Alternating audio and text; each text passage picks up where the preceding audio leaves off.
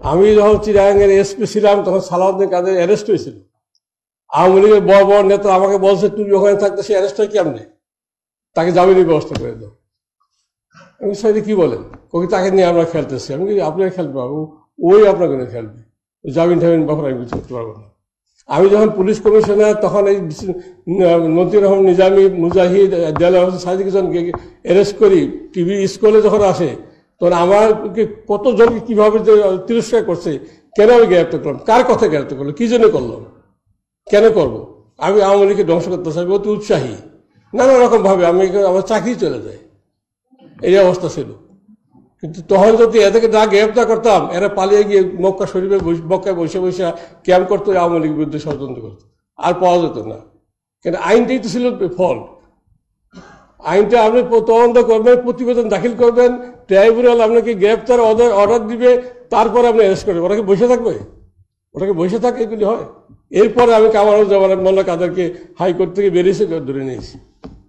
আমরা সেই চেতনা থেকে কাজ করছি, কিন্তু কমপর 22টা আওয়ামী লীগের লোক প্রত্যেক জায়গায় জায়গায় করে, এগুলো আমি নিজেও দেখেছি। হেফাজতকে যখন 13ই 2013 সালে 5ই মেতে 5ই মে যখন হেফাজত বসে বলো শাপলা সত্ত্বে, হেফাজতকে আমি ঢুকতে দিব না, আমরা ওদের ঢোকার কথা ছিল না, 6টা পয়েন্টে তারা অবস্থান নিবি, সেইভাবে পারমিশন নিছে। কিন্তু সরকারের উচ্চ পর্যায়ে থেকে বসে ঢুকতে দাও। আমি বললাম যে স্যার ঢুকতে দাও, ঠিক হবে না, ওরা করে চলে যাবে। আসলো, ঢুকলো, তারা বসে পড়লো। এখন আমি পুলিশ কন্ট্রোল রুমে আইজি সবকে নিয়ে গেলাম, তখন মেডিসিন আইজি সবাই বলে স্যার ওখানে যাওয়া যাবে না, ওখানে গেলে কি হবে, ওখানে শত শত লোক শহীদ হয়ে যাবে।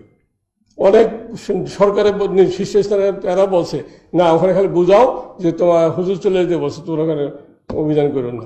আমি বলছি আর যাবে না, ওখানে তো রাত্রে ওদের তাড়াই দিতে হবে।